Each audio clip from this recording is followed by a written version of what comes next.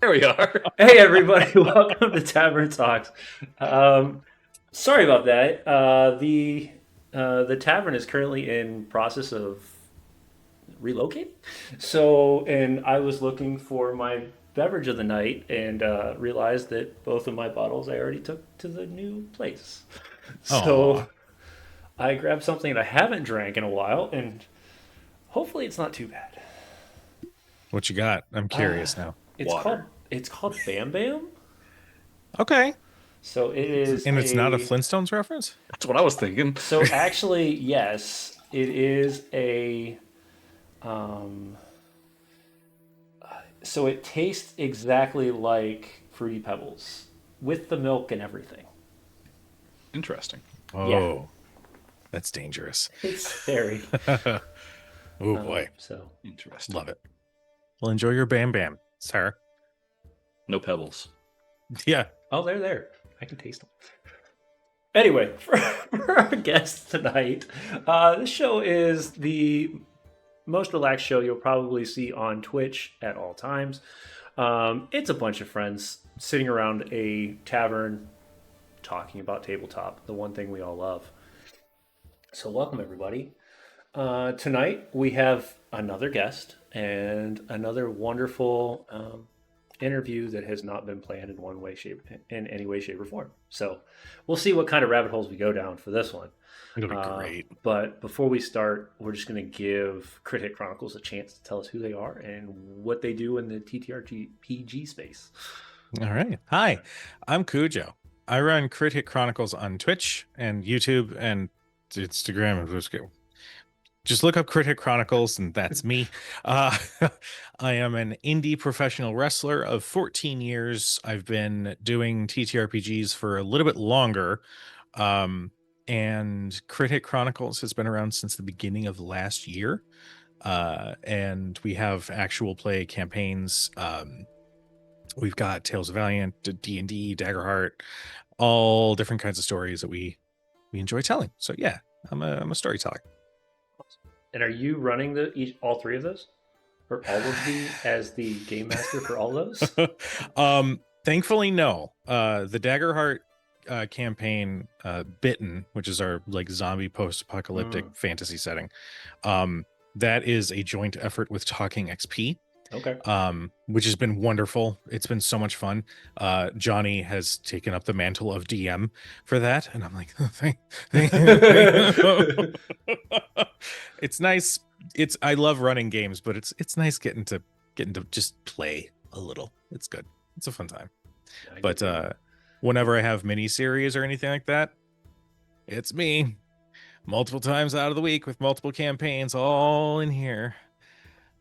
I'm sorry. Yeah. No, it's great. Yeah. Saturdays are like, don't talk to me about dice. Get away from me. The only numbers I need to hear is 1, 2, and 3. Yeah. And that's the wrestling. I don't know. I tried to follow it. I didn't go far. I tried to follow it. It didn't work. It's all right. It We're didn't.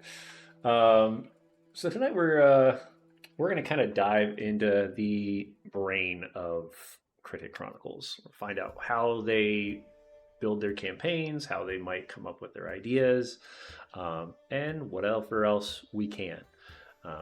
I always start with three questions. Kind of just gives a chance to warm up and get things moving. When these three questions are fully answered, that's kind of when we start moving past it. But last week, literally, we did an hour and a half and only answered the three questions, but in a very organic way, which was interesting. So we're going to see what happens this time. So the first question is, when did you get into tabletop role-playing games? Oh God, this story. No, I was going to school. I was going to community college, and my best friend and I had made friends with a bunch of the theater kids there. I am a former theater kid, but not one that's like, I'm doing community theater, I'm gonna be a star. No, it's like I was the tech crew kid who occasionally was on stage, and then that was kind of it. But we made some really good friends, and one day one day after classes, he's like, hey, we're gonna go play D&D. do you want to play? And it was 3.5. And I was like, what? Like, I had no idea how or what. I like heard of it, but like sitting and actually rolling dice and making a character and understanding the concept of it, I had no idea. And I will never forget my first D&D character. I don't remember their name, but I remember I made a beguiler, which is like a mage, but only for social situations. Mm-hmm. And it's a D&D campaign, so like you're hunting monsters, you're solving puzzles, you're doing all this thing, and I'm like glitter dust. uh Oh my and God. it was not good. But I remember we got into a combat with a bunch of centaurs or something, and they hit me with an arrow that had like a sleep poison or something, and I failed to save. I went unconscious, whatever. And my best friend was sitting stressing out like, man, this character sucks. I don't know what I'm doing. I should have built something else, blah, blah, blah. And I'm trying to be motivational. But at the I same was time, you're like, thinking the same thing. it's like, listen, you could do this. You can figure it out. This is not a bad character. And then I went, oh, sorry. I meant.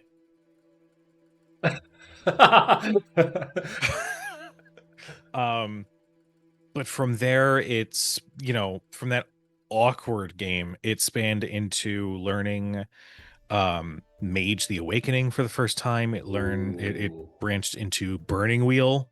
From there, it's like it like spider webbed out a little bit. We tried a bunch of different games. Mouse Guard's a big one.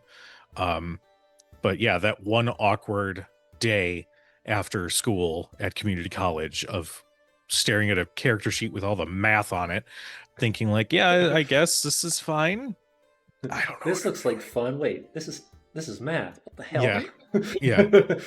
Ask me why I like narrative games or games like with the 5e sort of base to it. Because just when you see just numbers everywhere, I'm like, okay, great, cool. And what edition did you start in? 3.5. Okay, so yeah, the numbers were still crunchy. Very crunchy. I remember a friend of mine was like, let's make an epic level one shot. And I was like, you realize it's not a one shot, because the first day is going to be spent making these characters and doing the math and figuring out level adjustments and all the different things, and then realizing after you make it that you didn't account for one thing that the enemy was going to do, so then your character is pointless. I have issues with 3.5 in Pathfinder. Oh no, I completely agree. Especially when you start diving into Paragon levels, and then it gets even weirder, because it allows you to go past level 20, and then you get boons from gods and banes from gods, and you're like, why do we need to be past gods? Like, why? Like, if I wanted to be a crazy badass character, I'm just gonna go play Dynasty Warriors and have all the fun fighting against a literal army and being fine. Yeah, that's it. Yeah. I'm a big Dynasty Warriors fan. I had a penchant for Drakengard. Oh, we just became best friends. That one was great. What video game can you use a dragon to fight a fucking jet? It was great. So much fun. Oh man. Anyway. But yeah, I like epic level stuff, unless you start from a lower level and work your way up and tell the story up until that point. Like, if you just start as badass and crazy, then it's like it's not as exciting. It's not as fun. Yeah. So I actually, and I've told this a lot, is that my first game of TTRPGs wasn't even D&D, so it was an interesting twist. Ooh, well, now I have to know. Yeah, so I originally was in Vampire the Masquerade was my first TTRPG. Oh, I thought you were going to say Neopets, but yeah. So talk about the Neopets. So that was the first time I started. That was his gateway drug. That was my gateway drug. Yeah. So it was before TTRPGs were kind of a known thing. We would do collaborative writing on things like Neopets or MSN groups, those types of places. Oh yeah. But that was before I knew that there was actually, a system and math and things like a character sheet. No, it was here's your paragraph, write the next story, like write the next paragraph. I was also into that back in the day. It was Yahoo groups. Yep. it was called The New Final Fantasy, which was just fandom. It was just a fandom. There's Yep. just everything exists in the same universe, and you just wrote. And that was where I really learned to love writing. I suck at it, but I love it. But yeah, I mean, yeah, technically speaking, I sort of started with the same approach to role playing, quote unquote. Yeah, like I said, where I grew up, I didn't know what Dungeons and Dragons was. Really, it was like, no, we just go on this thing, and I was playing Neopets, and I found these guilds, and I was like, what's this? And I started looking into it. It was Dragon Riders of Pern was the first one I had entered, and I was like, oh, what's this cool? Like, what is this? And they're talking about how you get your first dragon and how you have to take care of it and all this stuff. And then all of a sudden, I just started reading through their stories, and I was like, this looks like fun, and I started writing to it as well. I wish I had some of this stuff. It'd be great to see what I was writing Cool. when I was like 7 and 8 years old compared to where I'm at now. Then he found the magic ball. I did. Then I found the magic ball. I think the Yahoo group is still out there somewhere. I think I found it like a year or two ago, and I was like, "Oh God, oh no, this is out there somewhere." Still out. Don't look for somewhere. That's a challenge now. Great. Don't go looking for it. What's the second question?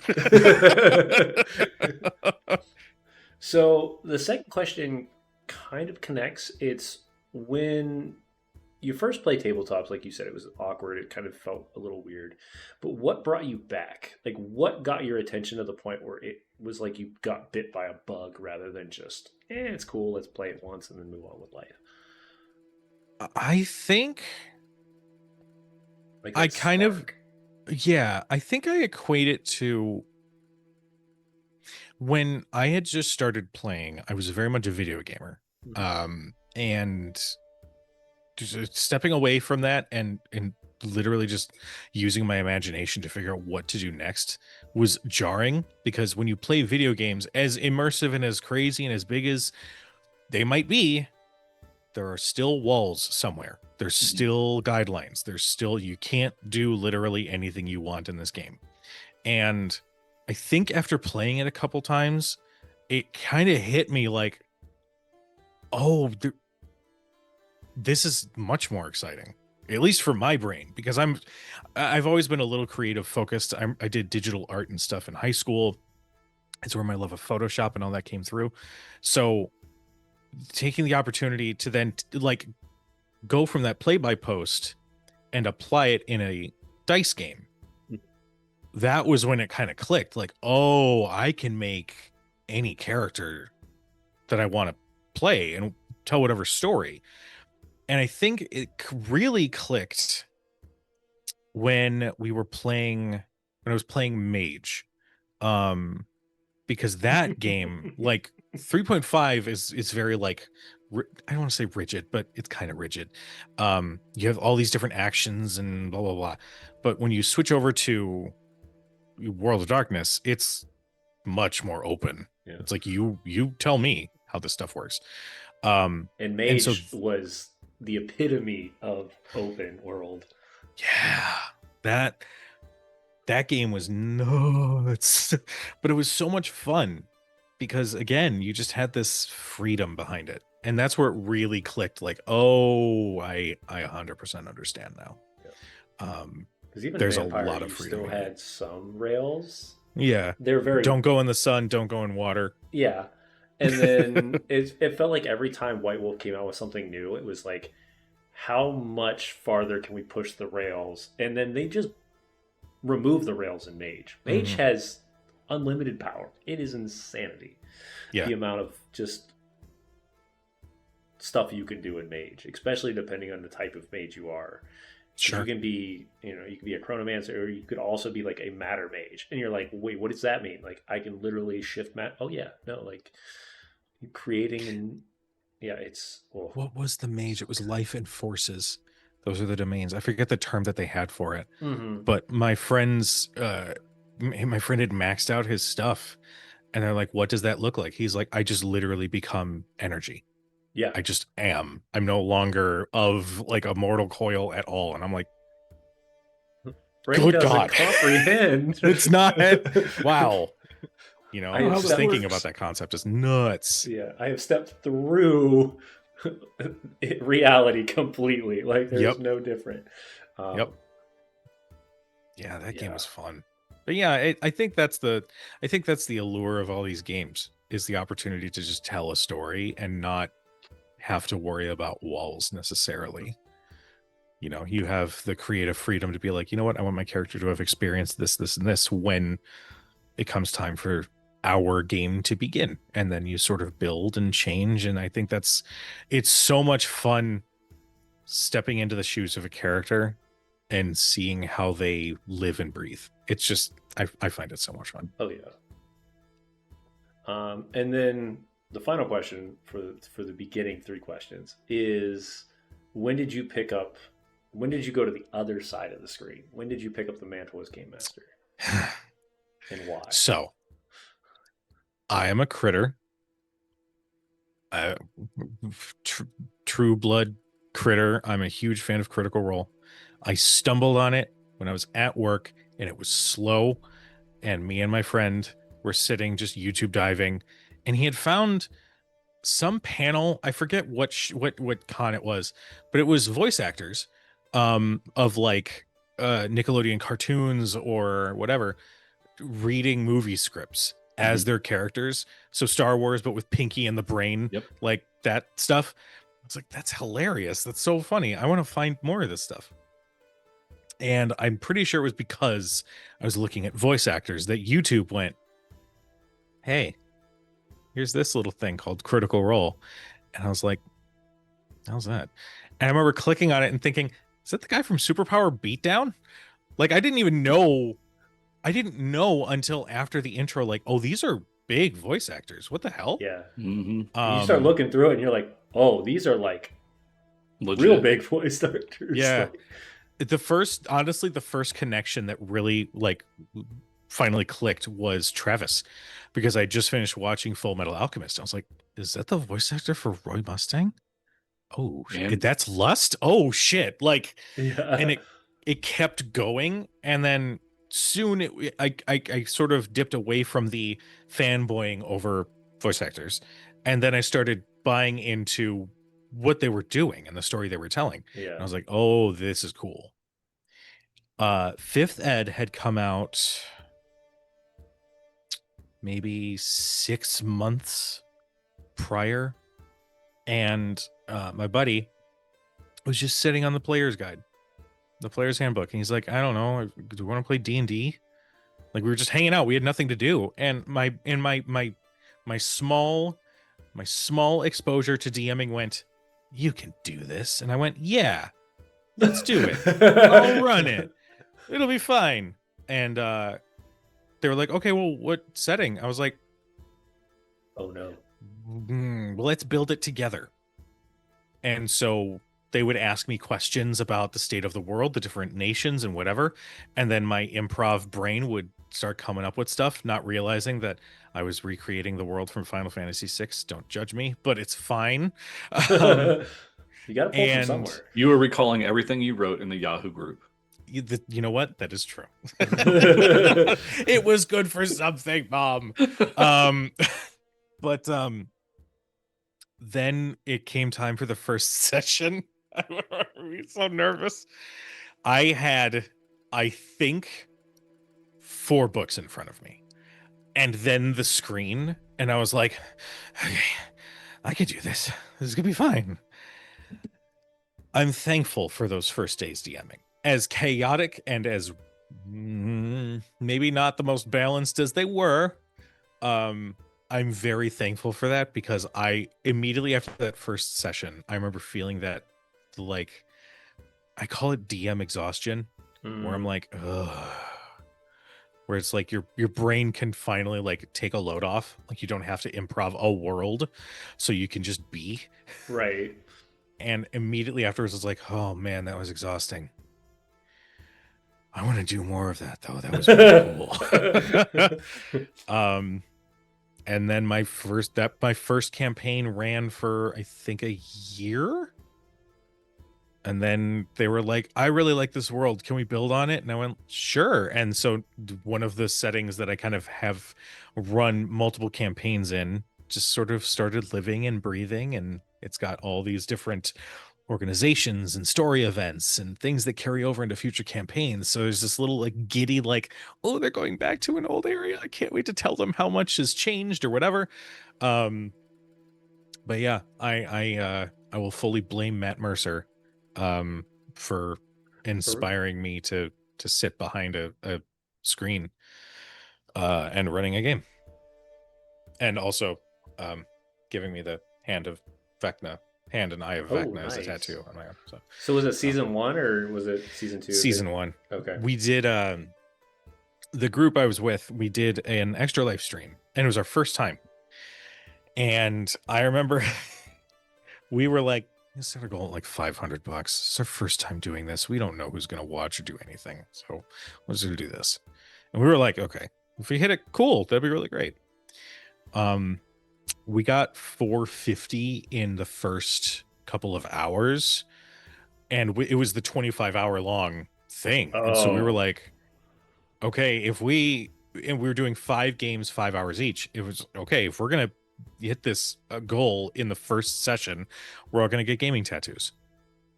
Sure enough, we hit that 500. So everybody else in the group got a D20 of some kind. My friend got like a watercolor D20 with a spell book and a flower that was very pretty. My other buddy got a photorealistic orange D20, which took like 4 hours on his chest. My other friend got like an outline of a D20 on her wrist. And they're like, Kujo, what do you want to get? And I went, fuck dice. Give me the hand and eye of Vecna, please. And they were like, okay, cool. And there's the departure. And so, yeah. And there's the departure. Love it. Love it. Yeah.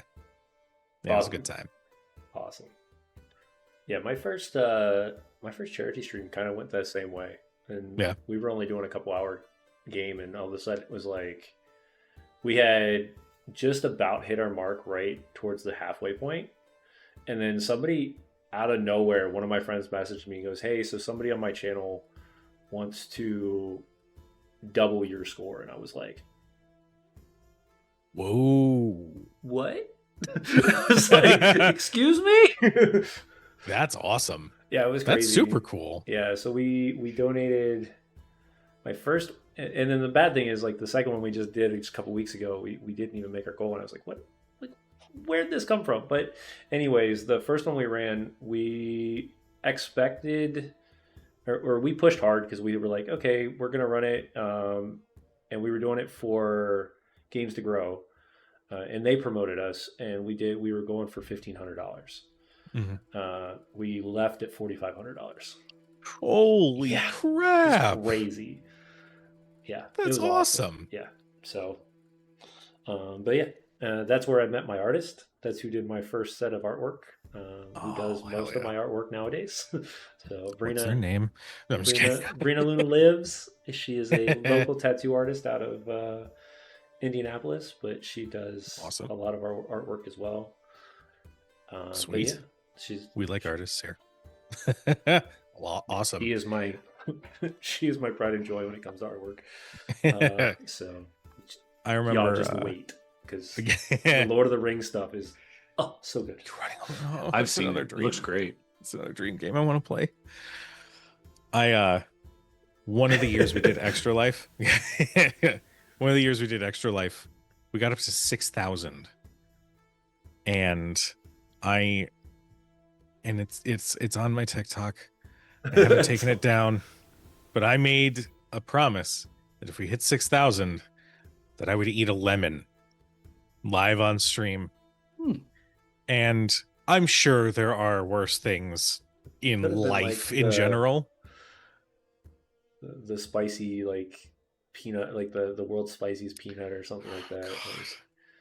I gave my friend the spiciest chip, and he was dying in 30 seconds. I was like, I don't know that I can do spicy, but I'll do sour. I can make sour happen. That was a nightmare. That was a full-on nightmare. So did you just like put it in wedges, or? I initially tried.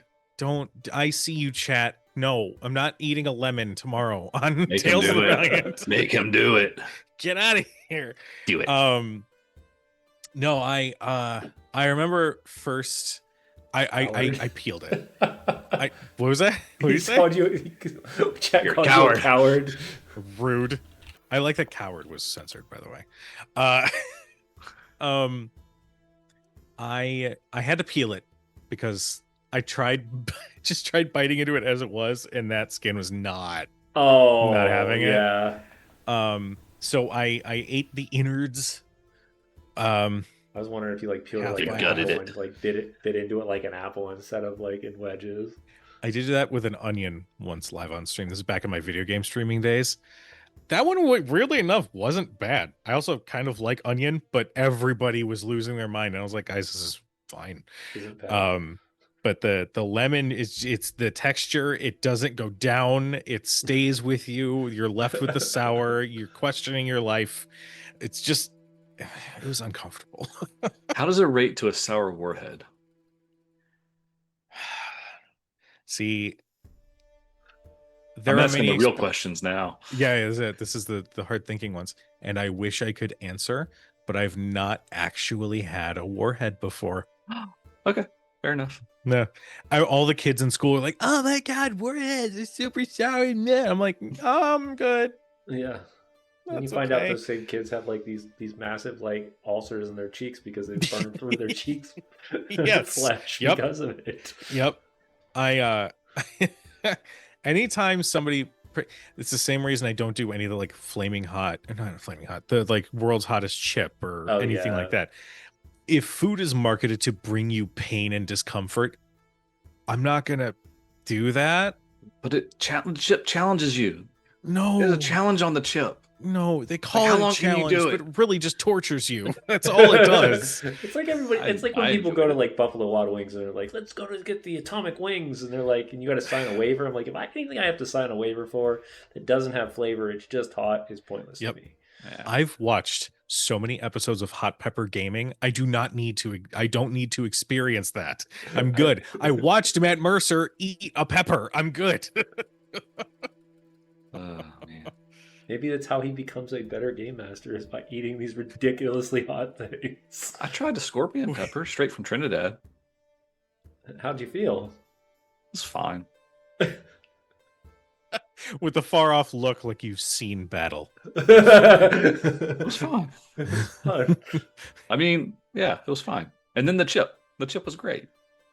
The snot running down my nose. It was great. Oh, It was like 10 minutes before I drank any milk. no, that's not good. It was Gross. great. Ugh. CS gas. I don't need to go through spice on top of it. I'm Yeah, good. I'm good. I'm good. That's what I'm here for. I'll do it for you. Cool. There you go. You know what? There you go, Danny. I'm gonna have him do the lemon tomorrow. It'll be great. Shit. Ah, gotcha. It's on the internet. It exists forever It now. exists forever now. Yeah, you're right. Shit. No, I don't know. I'm not one for food torture myself.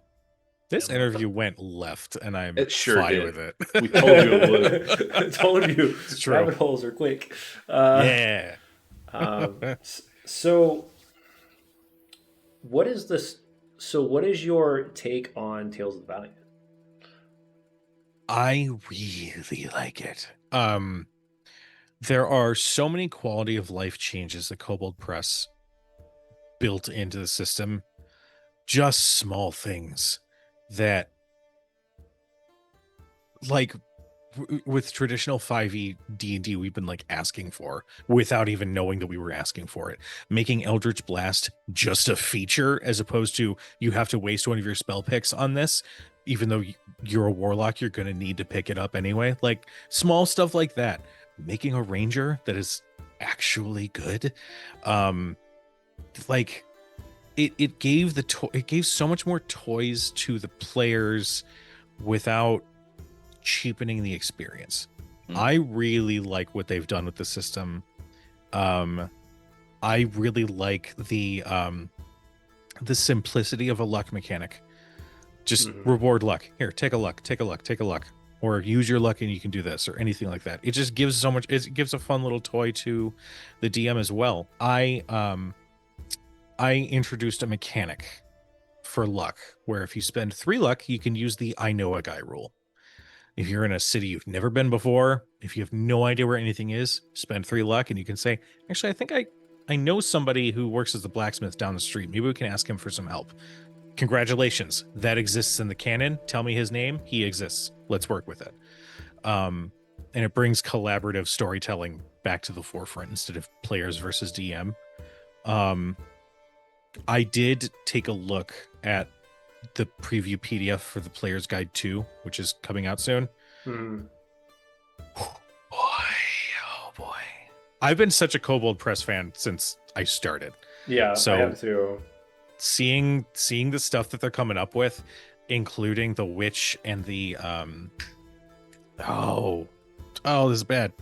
There was the witch, and then there was a magic class from Deep Magic. They just ported it over. That's exciting to me. Anytime they just get the free reins to just make whatever, I'm excited for it. But yeah, it's 5e, but it's got a little bit more life in it. It's got a little bit more fun in it. And I value fun at tabletop RPG tables. So I enjoy it a lot. I think it's a really great evolution of 5th edition D&D. I think it's really great.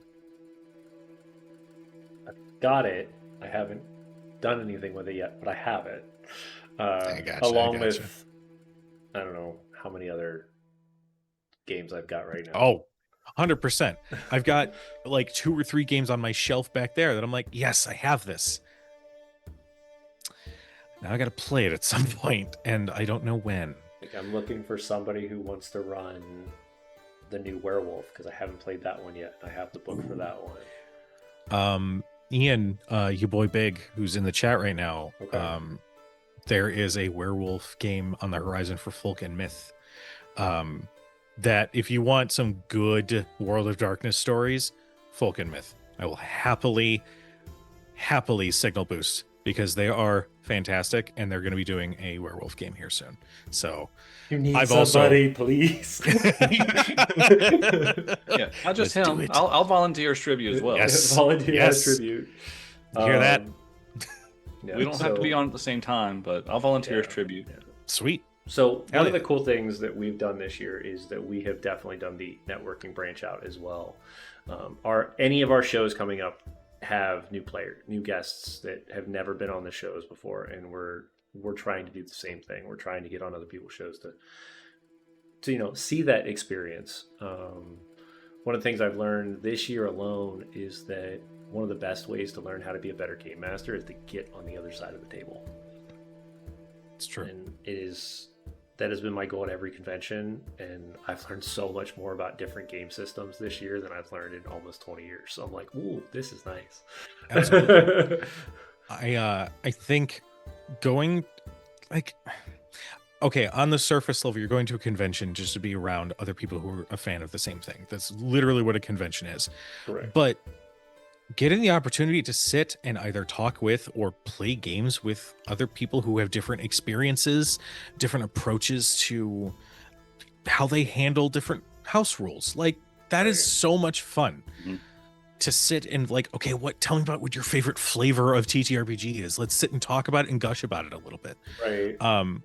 It's And so do it much until fun. do it until 3 o'clock in the morning, and then get up at 6 o'clock and play another game. Yep, That's what 100%. you do for 3 days, and then Woo. you vegetate for 2.5 weeks because you're so drained after 3 days. Yeah. Ask me again when I told my job, hey, just FYI, I'm probably going to be out like when I get back. Don't judge me too much. Yeah. But yeah, no, con life is fun. It's crazy and chaotic, but getting to just sit and bond with people and make connections is super fun. I Absolutely. love it so much. So speaking of house rule, what's your Yeah. favorite house rule?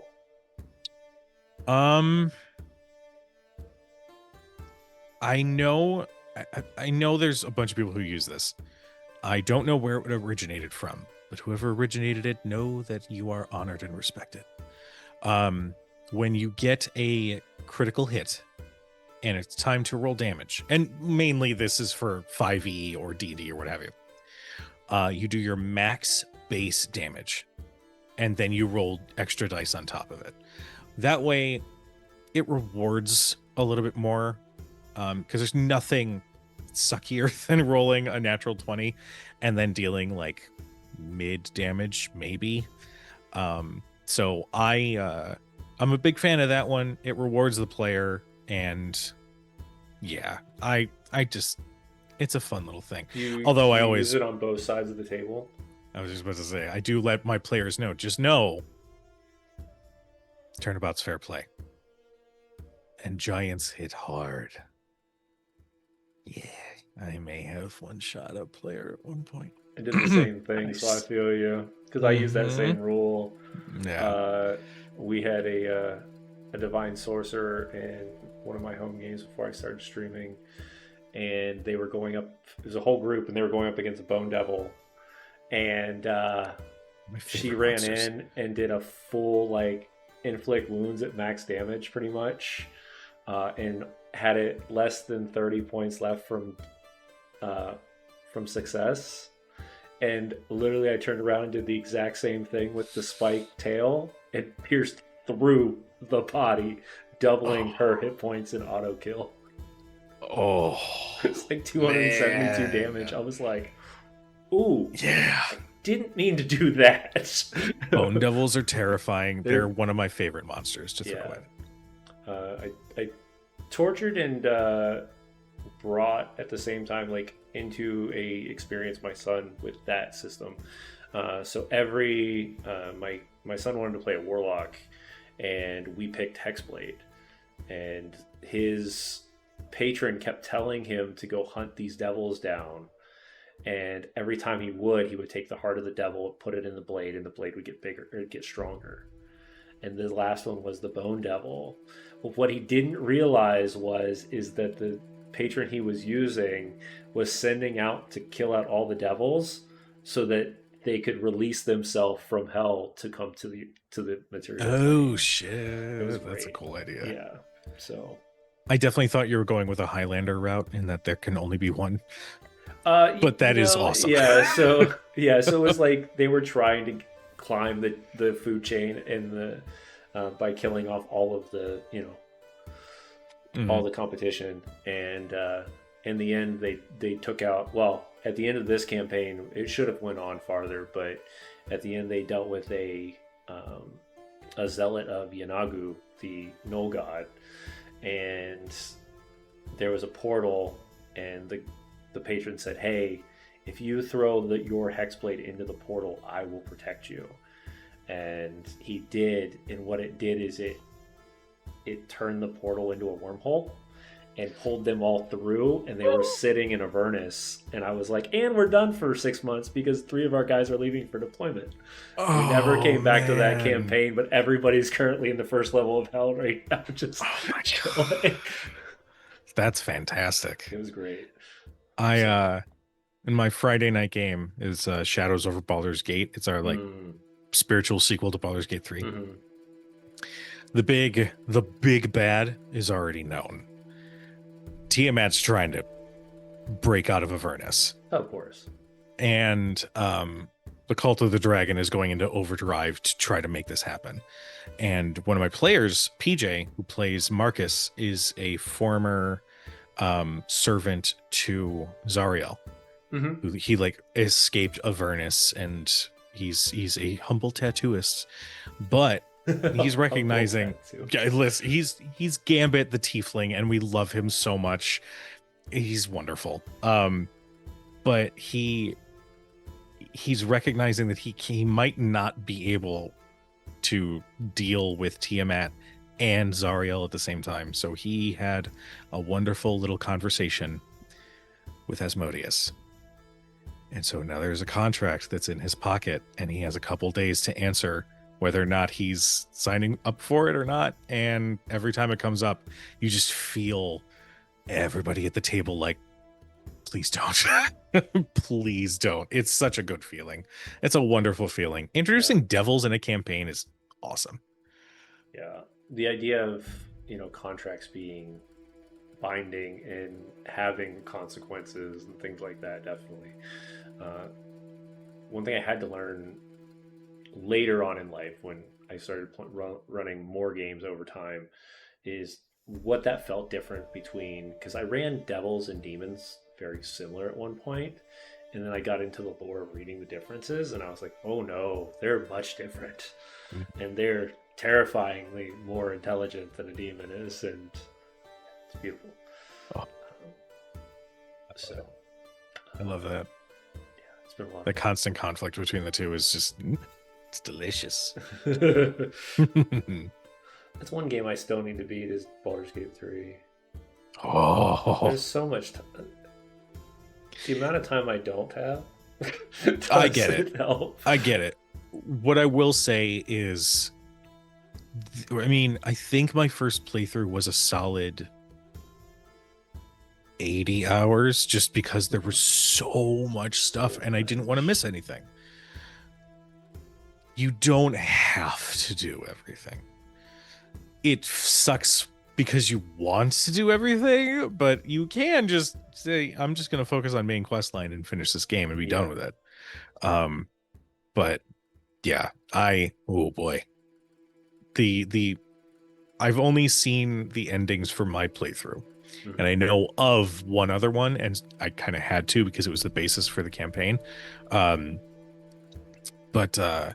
it's so good.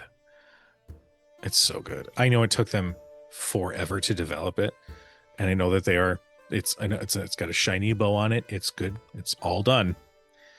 But there's still that teeny little bit of selfishness. Like, no, you can have one little expansion. Just give us one extra campaign, one teeny little thing. Yeah. But give me a Strahd or a Vecna in there. Yeah, that would be fun. It'd be fun. Vecna would be a lot of fun in that one. Oh yeah. Strahd might be a little bit of a stretch on certain things, but Vecna would be fun. I feel like if you did Strahd, it would have to be its own game because you can't just I mean, you couldn't just into Baldur's Gate bring Strahd into it. Yeah. I mean, technically, you could just state that the domain of Dread has infiltrated Baldur's Gate, but I feel like you're missing out on so much by doing it that way. Yeah. But Vecna would be an interesting. Yeah. It's okay. I'm not going to nerd out over Vecna. It's fine. Ruins of Vecna is a good set. Yeah.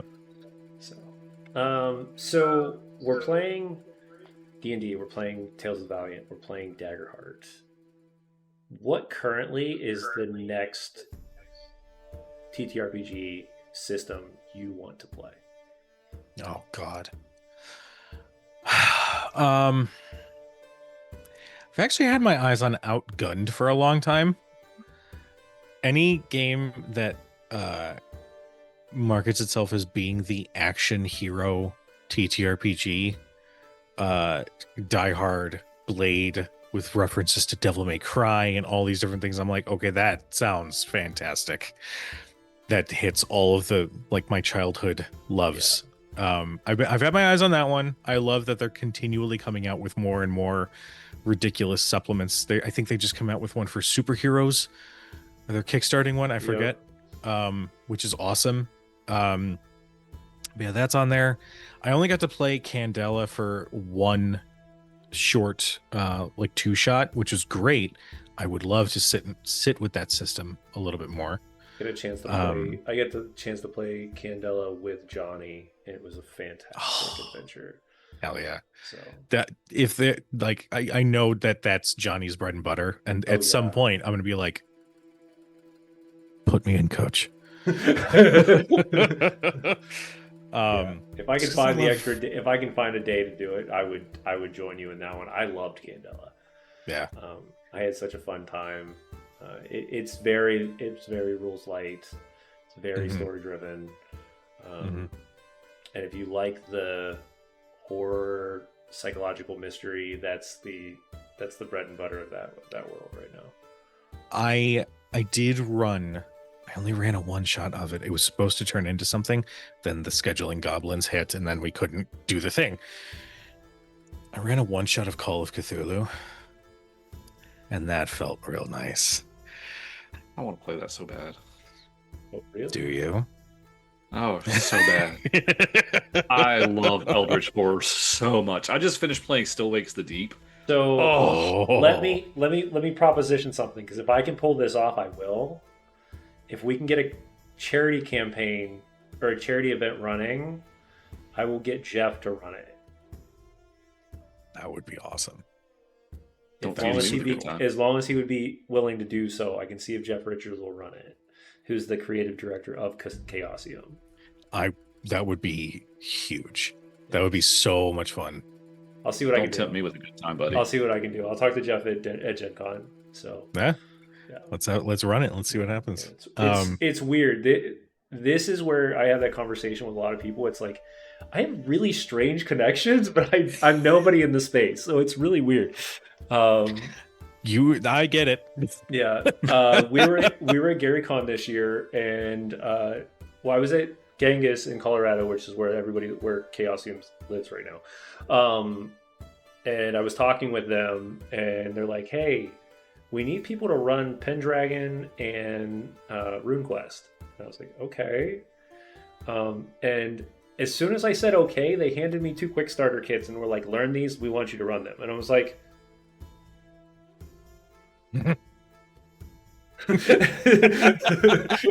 the many faces of suspicion. yeah, and I was like, "What do we do?" And they're like, no, seriously. We're gonna hand you these books. You're gonna learn them, and you're gonna run them at conventions. And I was like, I brought a carry-on and can't fit either of these. And they're like, I was like, "Can you mail them to me?" They're like, "Yeah, sure."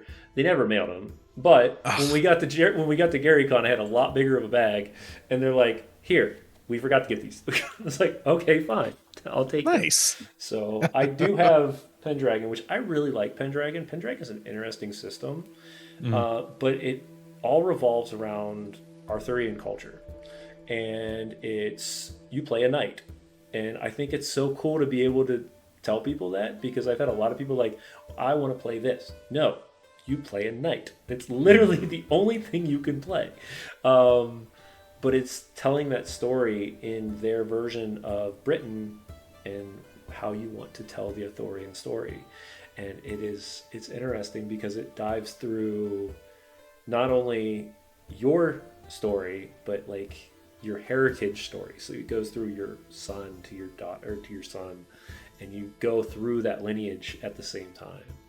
Oh, that sounds cool. Yeah, it's a lot of fun. I want to play that. That sounds awesome. That sounds so cool. But Sounds like we're making a lot of plans to play games. Yes. yeah, All well, of the games. all the time. games. The amount of games I have in Yeah. this, not in this place, but in the next place, are insane. Yeah, I know. Yeah, I know you know, because you live just 10 minutes down the road. You've seen the ridiculousness. Oh boy. Yeah. Have you helped move the boxes and boxes of books? No, No, not yet. my older Nah. son did. My older son did most of that with me. There you go. He will be helping move the. I've gotten out of it right now. Yeah, but you've got the big honker coming up soon that I'm going to need help with. My 400-pound gaming I've been table. working out specifically for that. I want a gaming table so bad. If you I want want a a gaming gaming table table so- and you want a good gaming table, you go to our buddy, the Weather Dragon. That is the man to do your gaming table. Okay. All right. Yes. The Weathered Dragon. TheWeatherDragon.com. Now, mind you, you'll pay the price for it, Oh, sure. but you want a customized gaming table with all the features and make it feel like a gaming table of something that you are proud to bring the greats of gaming into. That is the table for it. Gotcha. Yeah. Okay. Mike does amazing work. So, Hmm. and he Not only me lives looking an at hour, their social. and he only lives about an hour and a half away. So Ah, I've nice. seen the tables. They're so good. Beautiful. Oh, They are. beyond beautiful. I bought a table. Off of just a whim of wanting a gaming table, and I went with game theory tables, and then found Mike 2 months later and was like, "Son of a It was so Yeah, bad. But the thing, I mean, give or take, I No, love Mike's table tables. you They don't can't. double. Mike's tables don't double. That is the one difference. Mm. You're gonna build a gaming table. He has built you a gaming table. Yeah. The table I have can put layers over it, and it looks like a dining room table, and I can pull off the Oh. leaves, and it's good to go. Yeah. Gotcha. His comes with like, 6, 3-foot pillars that connect to each side that looks like towers and all sorts Sconces with like of lights in them. sconces with and- lights yeah, it's in them. And fucking awesome. What the hell? It's so good. Wow. Yeah. Jeez. Yeah. He just put Yeah. his newest table he just got sponsored this year and put 2 tables at D&D in a castle in Ohio. So That's awesome. Well, big He congrats. drops- That's he drops it off right after he leaves Origins this weekend. So, Love it. So, yeah, but it's a lot of fun, and I played on the table, and he's built it for gamers. So there are things that you don't see in a normal game table that you see in his, including the fact that you can put a full-size book on the table and not have it affect the game space at all. Oh. And there's underlay areas where you can fit a whole size book in as well. It's so good. That's super Yeah. cool. It's so good. All right, enough gushing miss about in Mike. person. I love you, Mike. Weather Dragon's awesome. So we've got Outgunned, which is I've looked at. It looks a lot of fun. Candela Obscura, which was so much fun. Mhm. Here's an interesting one. With everything that's happening, and I don't ever talk politics here, but with everything that is happening within the TTRPG space, what is your thoughts on Daggerheart?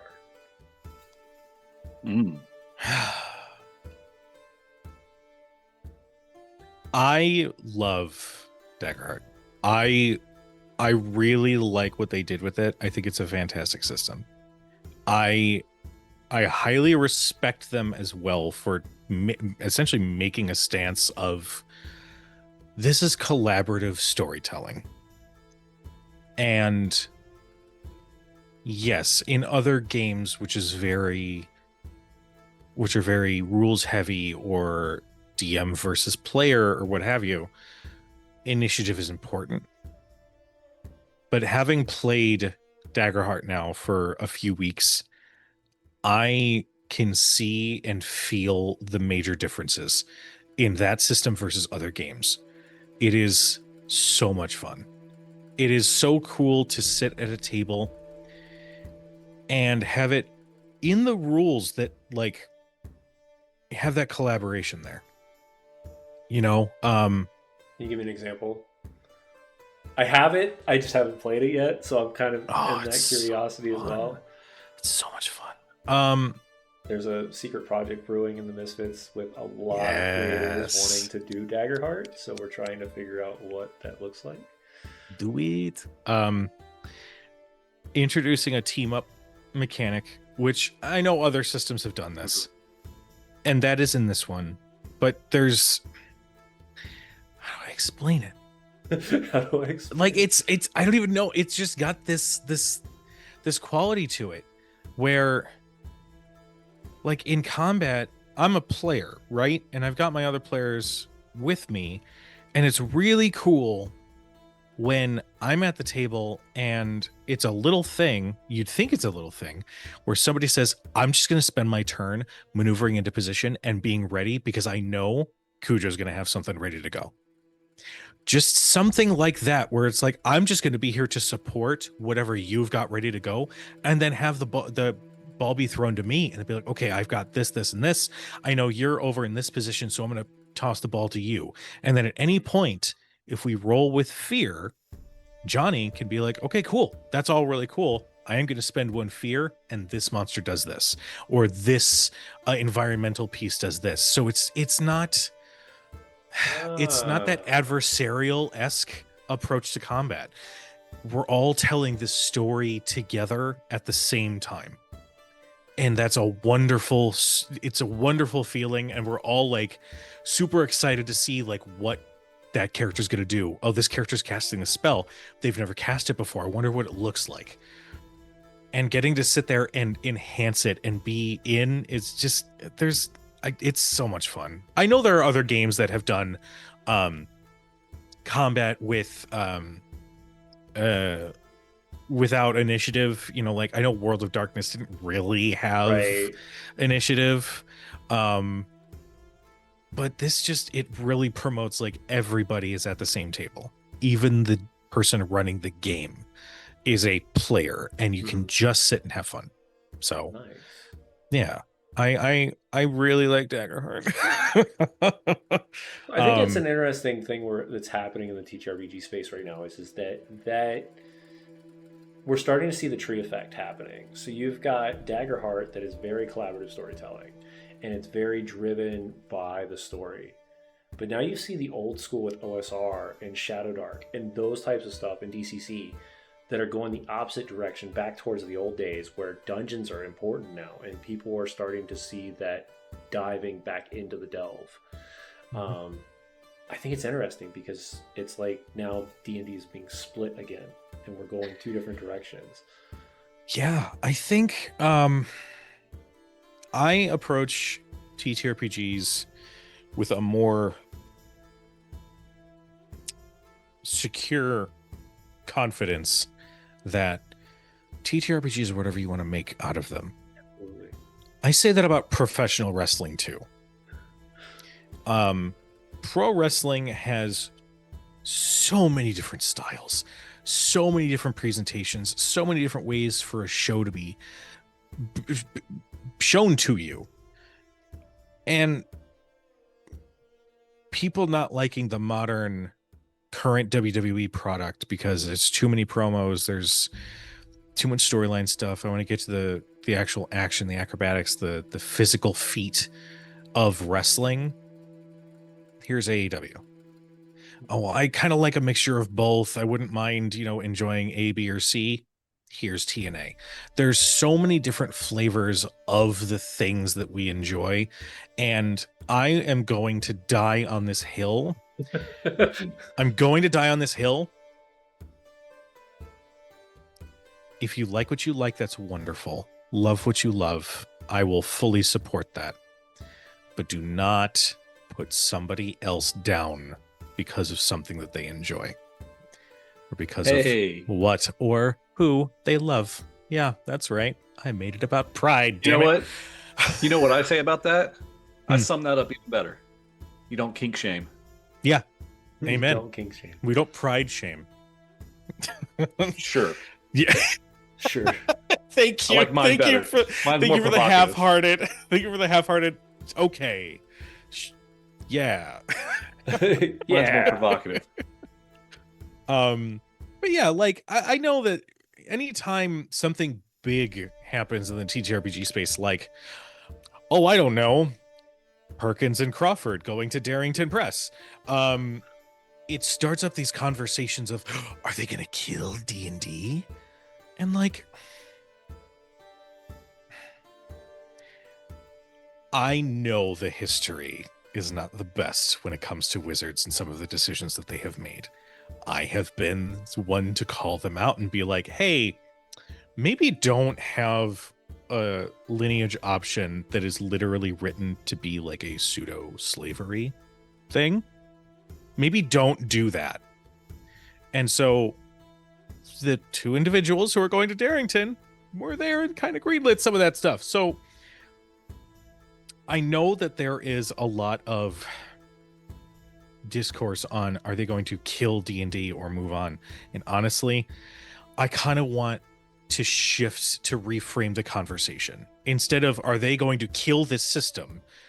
Are they going to come out with something fantastic with Daggerheart? Are they gonna make their own system? Are they gonna do something different? What new way of storytelling are we gonna get because these two geniuses are joining up with Darrington Press? Yeah. That's how I try to reframe it, especially when it comes to that killing D&D thing, because like at some point, I don't know. I often function in a way of I'm going to do everything I can to put out the warmth and the love and the care for the people that I care about. And if something, and honestly, this is one of the reasons I haven't really touched Call of Cthulhu, is because of H.P. Lovecraft and his legacy. You can respect the art and separate it from the artist, but to a point. So I understand that stuff. I, instead of holding on to the negative, I instead try to focus on the good things that can come from A, B, and C. That took a left turn. No. In all honesty, what it did is it showed the truth about what we worry about and what we do here as TTRPG creators and people in this space. You know, what we're looking at is not something dying, but what is going to be what is being built, right? What is being adjusted and changed. Something that I don't think we've ever actually spoken about here is the OGL fiasco that hit 2 years ago, or a year ago. It was bad, but what came from it was incredible. 9 different supplemental versions of the D20 system. Like something has to disrupt the status quo in order for change to happen. Sure. And I think that's what we're seeing. And especially with the D20 system, but not only that, but like all these Kickstarters are about to drop that started during the fiasco of the OGL. And like you said, let's look at this in a much more positive light. Is what is coming from this? What is what new storytelling are we doing? What new ways are we able to play the game and make it more exciting for the people at the table? Because as much as the game system is the great point of it, my goal isn't that. My goal is to make sure that the 5 to 6 players that are at my table are having a blast, and however that is. 100%. So, I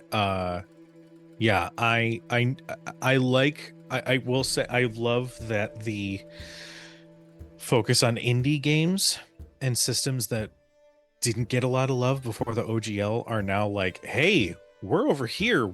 We don't mess with that stuff. Please come hang out, enjoy a game.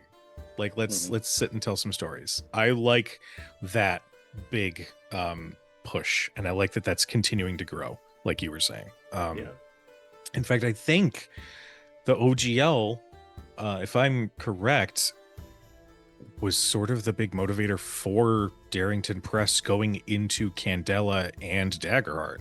I'm not sure if that was kind of like brewing earlier than that and then just kind of push them into it.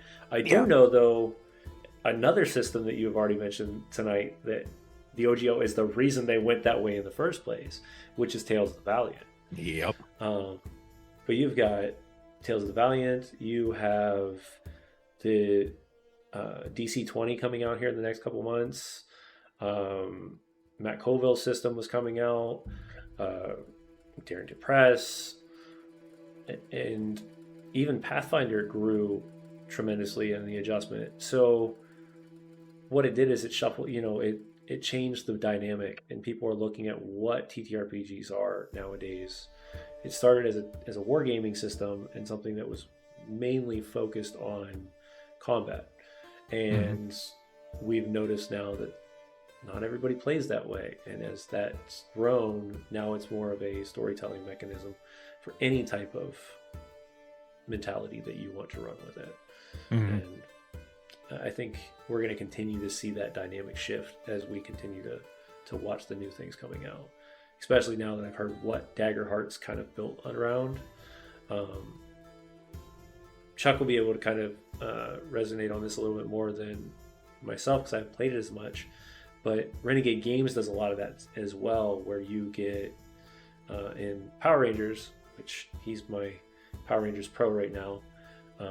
If you get personal points or you get power points As soon as you use those go to the game master or the grid master, and then he can use story them. points. Yeah, the sharing, the story point pool The is what story you're referring point rule. to. Yeah. So that allows the players to do a story point, but at the same time, this now gives the opportunity for the game master to do something in return to kind of balance out the system, which I thought was really cool. So that story point system is really fun. Yeah. If the players remember to use it. Well, that's kind of the grid master's job would be to kind of poke at that a little bit. Hey, you got this stuff. Yeah. Hey, this is a really, really important role. Do you want to use your story point? Like using those coercive mentalities to make sure that you're actually getting those wonderful moments. But I would make sure if you're using those, and it's something that I've learned over time is that there has to be stakes on those, right? Like if I'm going to use a story point, then if it fails still, there has to be something more to it. There has to be a bigger impact to it because that's what you're trying to get them to do. So we're in happy hour, which is the last 30 minutes of the show. Ooh. This is the opportunity for anybody within the chat room to ask any questions they want to. This normally can go great, and this can go south. Hello, Nat 20 Productions. Welcome. PJ. Hi, PJ. Oh, hey, PJ. Ask the questions. Ask all your questions. Pro wrestling stories are on the table as well, by the way. Yeah. To chat. Oh.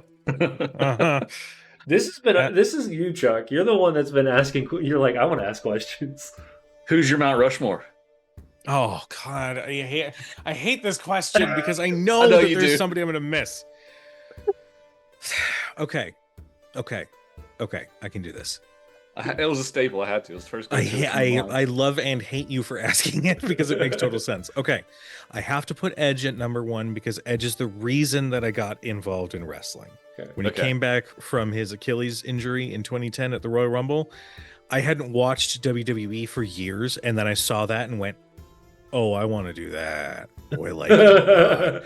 So I blame Edge for my neck and back pain. I am going to say there's going to be people who are fans of AEW that are going to be so mad at me, but I'm sorry. I can't watch AEW. I'm going to say Roman. Okay. Because specifically because of the last several years of WWE and the work that man has done. And people could say he's part-timing or whatever.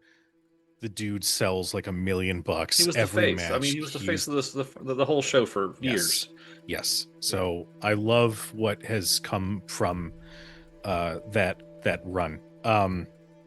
Jeez. Oh God. I'll put Rey Mysterio up there. Oh, because that's a huge community that has grown and evolved and changed because of his contributions to the sport. Getting to see him shake hands with and start the Rumble match with Penta, that was awesome. That my heart was so happy for them. Kick ass. I'm gonna put. I don't want to put her up there, but it makes sense. No. You know what? No. I'm putting Rhea Ripley up there. Okay. It was gonna be Charlotte, but I'm putting Rhea. Because it does not matter where you put her on the card. It does not matter who she's wrestling against. Rhea is one of those that makes any match that she is put in top tier.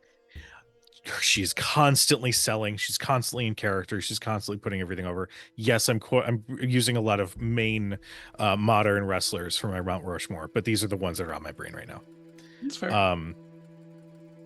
And I mean, Rey Mysterio is not.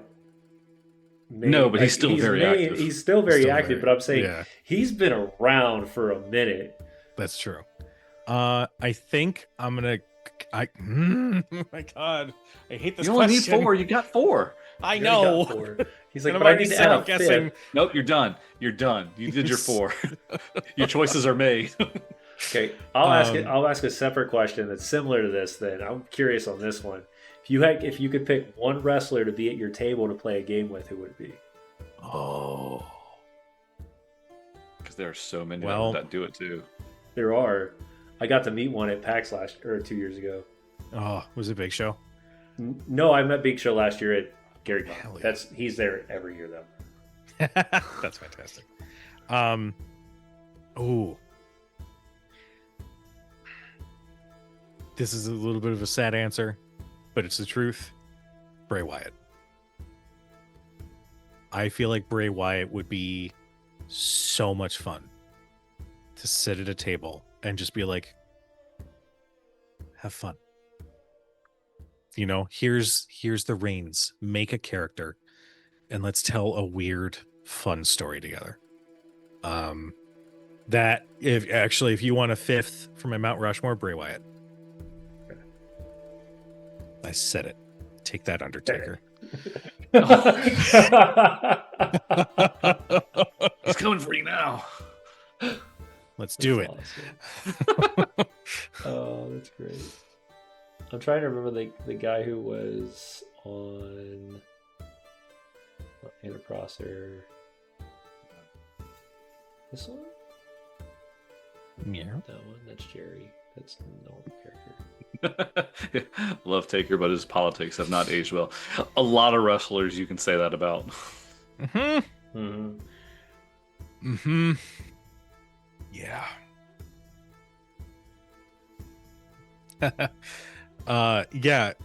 Dungeon Samster, I can confirm from being backstage at many locker rooms, wrestlers are a bunch of nerds, and we love it.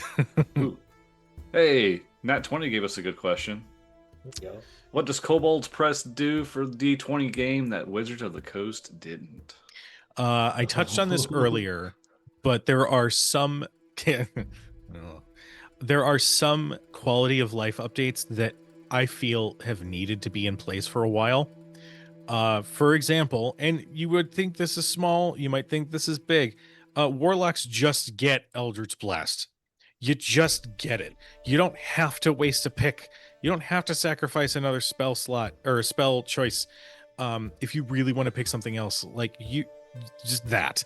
They made Rangers fun. There's the spells that they come up with Kobold Press are some of the coolest and craziest that I've ever seen, and they are so much fun. Beat Magic is insane. It's nuts. Yeah. It's got so much awesome stuff in there.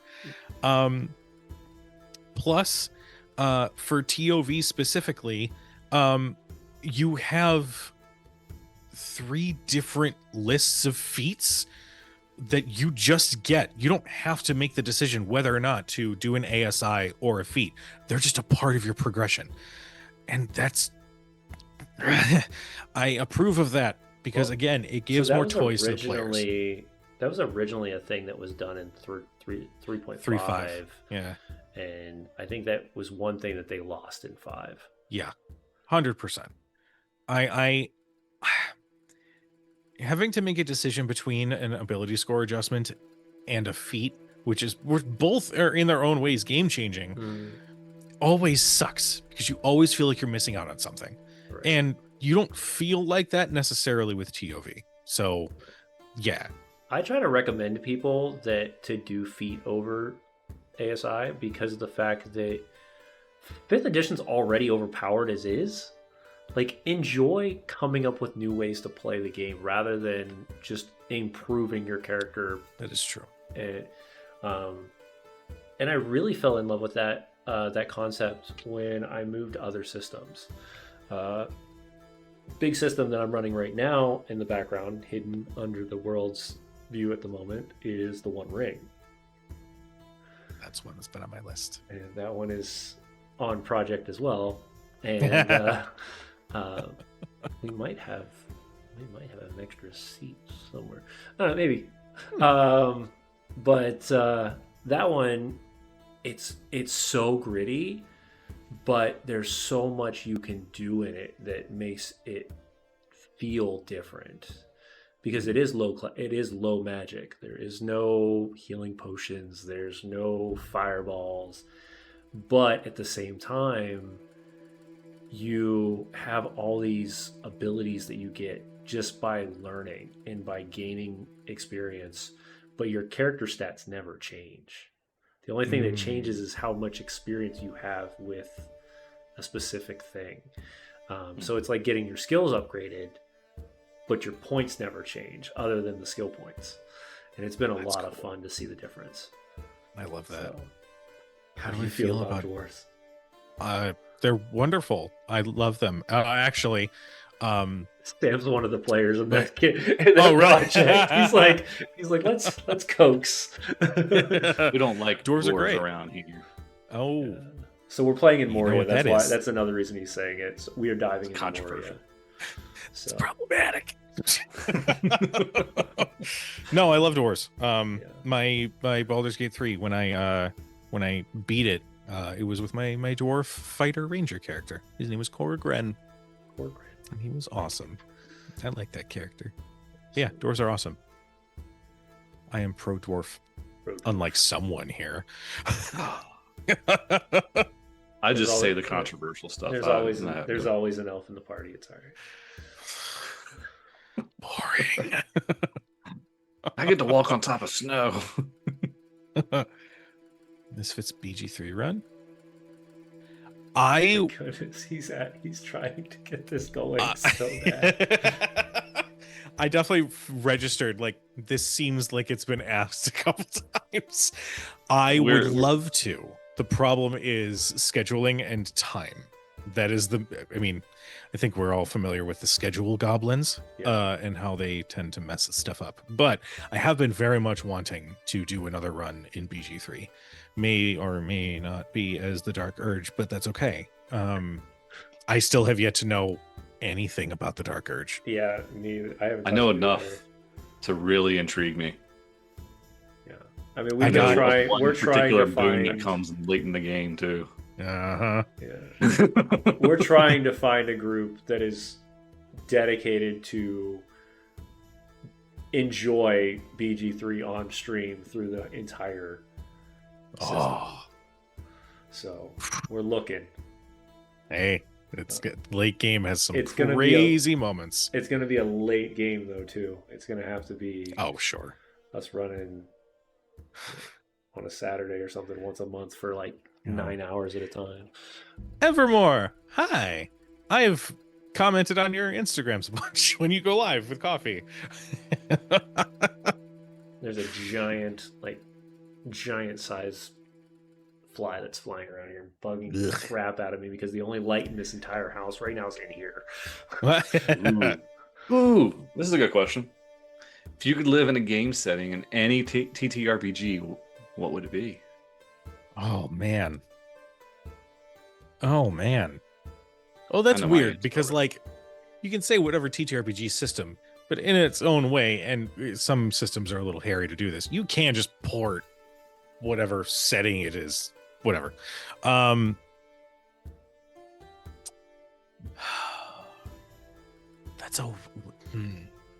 a tough one. That's a tough question. I think if I were to pick a system, actually, no, you know what? I do have the answer. Power Rangers. That's exactly what I was going for. Power Rangers. Like, I remember being a kid and playing Power Rangers figures with my cousin, and he was always green and I was always red.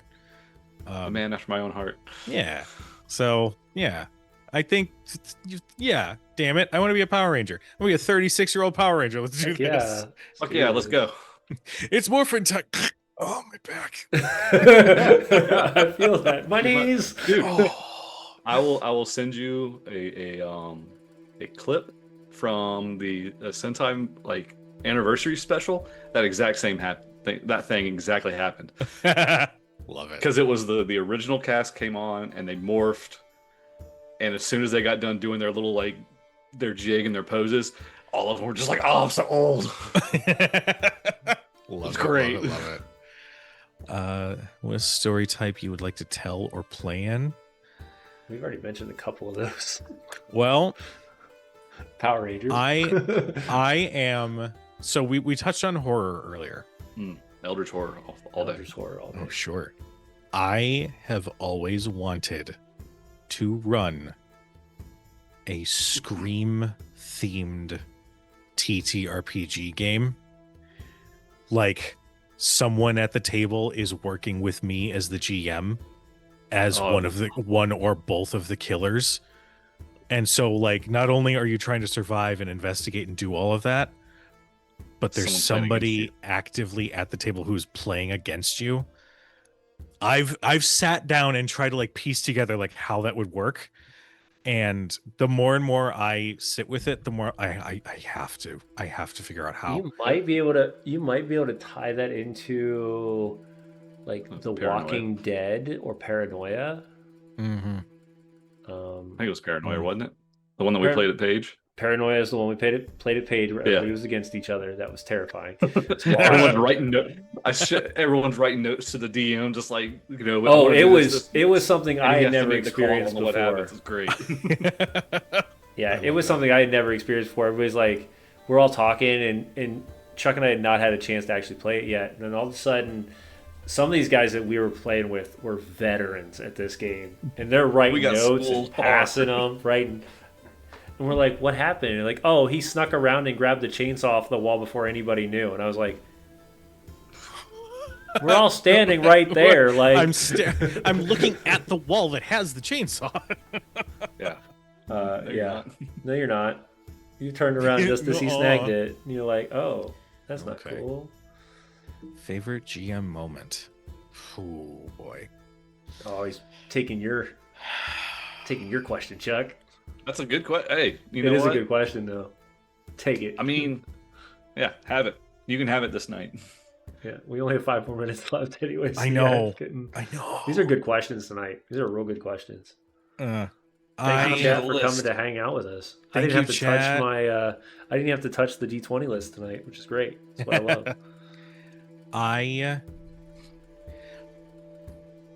Okay, so your boy Big is Ian, who's a part of my Tales of the Valiant game. My favorite moments in general are when the plot is revealed and you realize how the web and the puzzle pieces fit together.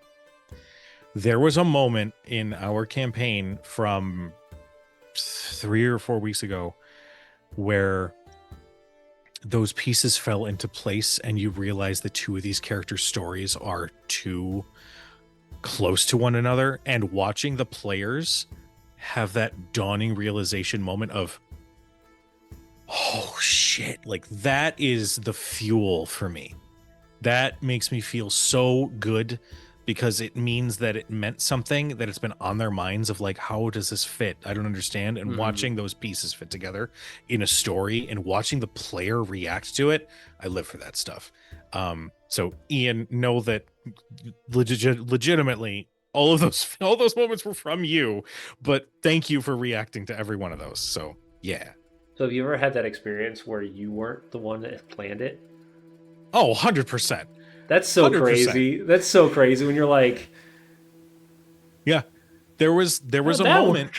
There was a moment in that campaign where it's like, okay, if this royal family dies, the world ends basically. Yeah. And they're traveling around with this one NPC who got teleported to them to bring them this book that's telling them the lore, whatever.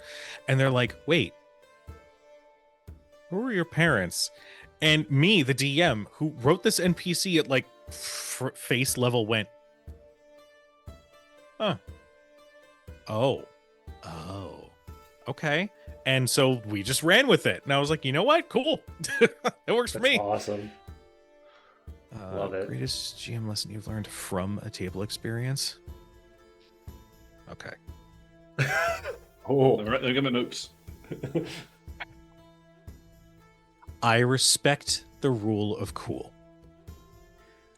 That does not mean that rule of cool can be used 100% of the time. There are going to be moments where I have to say no as a DM. And it sucks because I want the players to have fun, right?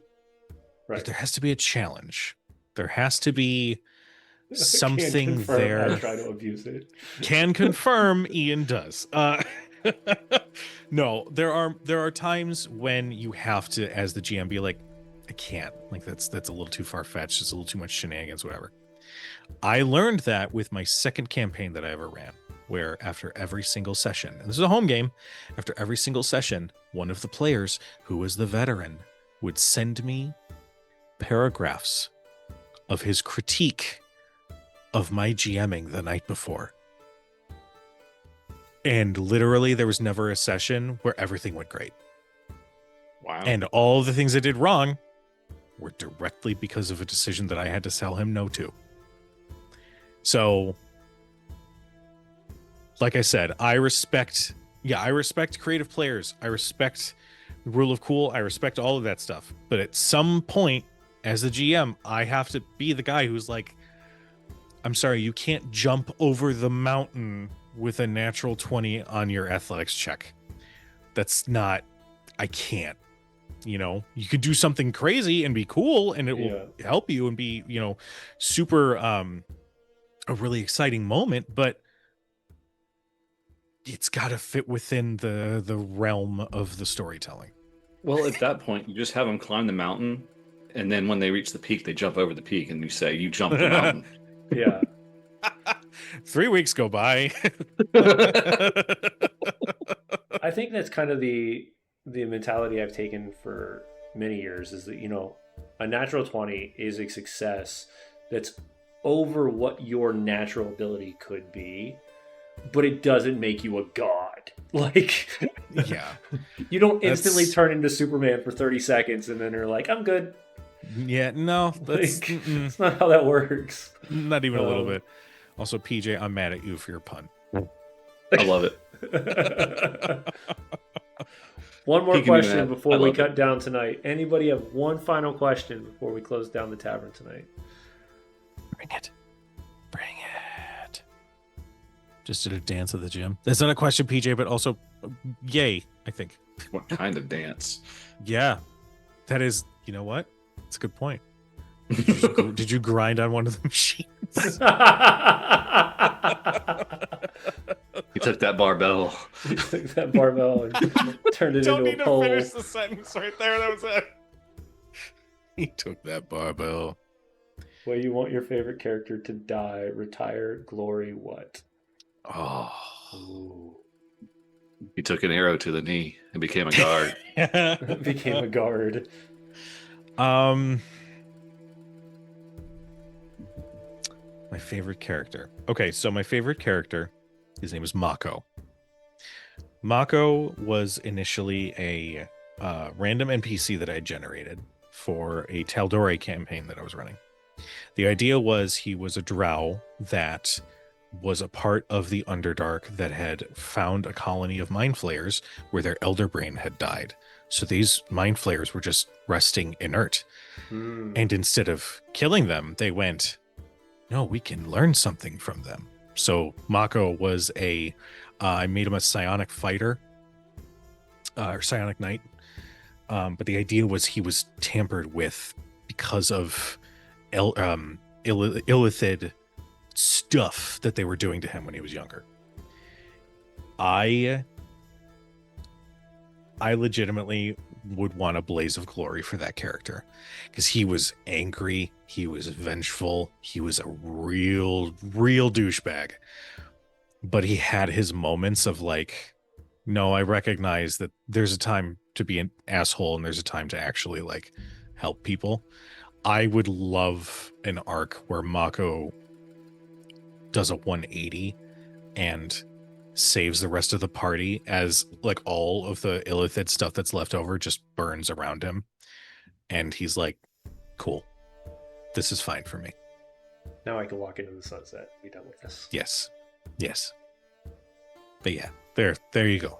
One day Mako will return in some way, shape, or form. I recycle NPCs in many of my games, one of which is, I didn't tell you guys this, I have an NPC named Old Toby. Yes, it's a Lord of the Rings reference. I respect it.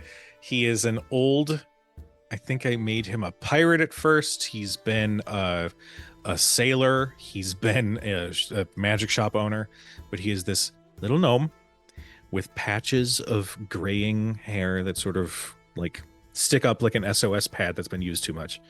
He's got some of his teeth, and he he speaks with a very, very, significant voice. And the moment you hear it, you know who's coming. I have put him in every one of my games on Crit Hit Chronicles in some way, shape, or form because it's just fun Love it. being like, "Oh, Toby, nice to meet you." Anyway, sorry, random. No, fantastic. And a great way to finish up the night. Yeah.